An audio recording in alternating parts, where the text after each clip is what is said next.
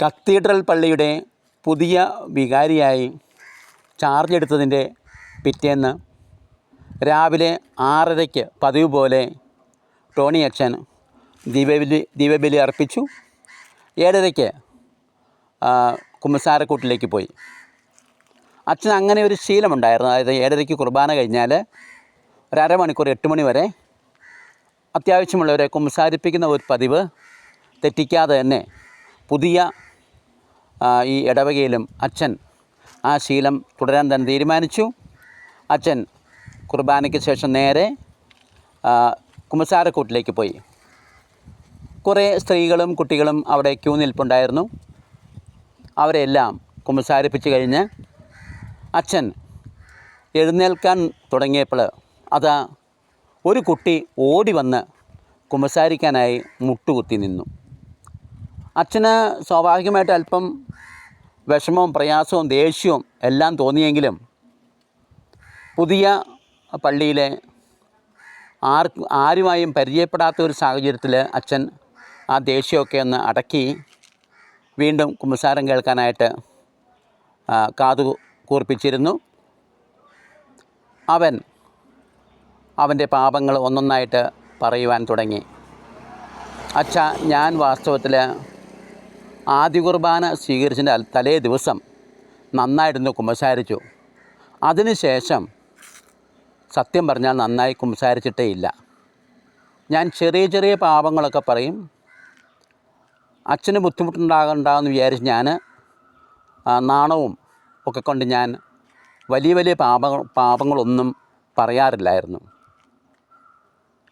അച്ഛൻ ചോദിച്ചു, മോന് എത്ര വയസ്സായി? 15 വയസ്സ്. അവൻ വീണ്ടും പാപങ്ങൾ ഓരോന്ന് തുടർന്നു. പറഞ്ഞു, അച്ഛാ, ഞാൻ മദ്യം കഴിക്കും. വീഞ്ഞിൽ മദ്യം ഒഴിച്ച് കഴിക്കുന്ന ശീലം എനിക്കുണ്ട്.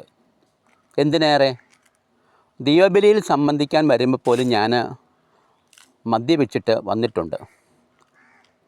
പശ്ചാത്താപവിവശനായിട്ട് അവൻ പാപങ്ങൾ ഒന്നൊന്നായി പറഞ്ഞു. ഏകദേശം 20 മിനിറ്റോളം അവൻ കുമ്പസാരിച്ചു. പാപം എല്ലാം ഏറ്റുപറഞ്ഞു കഴിഞ്ഞപ്പോൾ ടോമി അച്ഛൻ അവന് കുറേ ഉപദേശങ്ങളൊക്കെ നൽകി. അതിനുശേഷം അവനോട് പറഞ്ഞു, മോനെ, ആഴ്ചയിൽ ഒരിക്കലെങ്കിലും നീ കുമ്പസാരിക്കാനായിട്ട് ശ്രദ്ധിക്കണം.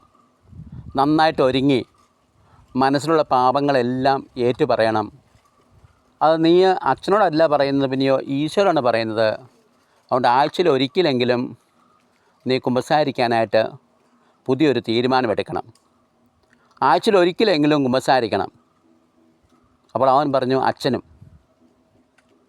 ടോമിച്ചനത് കേട്ടെങ്കിലും കേൾക്കാത്ത ഭാവത്തിൽ അവന് പ്രായശ്ചിത്തം കൊടുക്കുന്നതിന് വേണ്ടി അവൻ്റെ മുഖത്തേക്ക് നോക്കുന്നതിന് മുമ്പ് അവനോട് ചോദിച്ചു, മോൻ്റെ പേരെന്താണ്?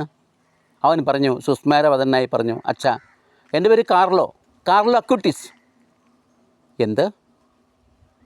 അച്ഛൻ്റെ കാതുകളെ വിശ്വസിക്കാൻ സാധിച്ചില്ല. ഒന്നുകൂടി അവൻ്റെ മുഖം ഒന്ന് കാണുവാനായിട്ട് അച്ഛൻ ആ കുമ്പസാരക്കൂടിൻ്റെ വലയിലൂടെ നോക്കിയപ്പോഴത്തേക്കും അവിടെ ആരെയും കാണാനില്ല. അവൻ അപ്രത്യക്ഷനായി കഴിഞ്ഞിരുന്നു. പെട്ടെന്ന് തന്നെ അച്ഛൻ കുമ്പസാരക്കൂട്ടിന് വെളിയിലിറങ്ങി ചുറ്റുപാട് നോക്കിയെങ്കിലും ദേവാലയം പൂർണ്ണമായും നിശബ്ദമായിരുന്നു. അച്ഛൻ്റെ കാലുകൾ ഇടർന്നതുപോലെ അച്ഛന് തോന്നി. നേരെ അച്ഛൻ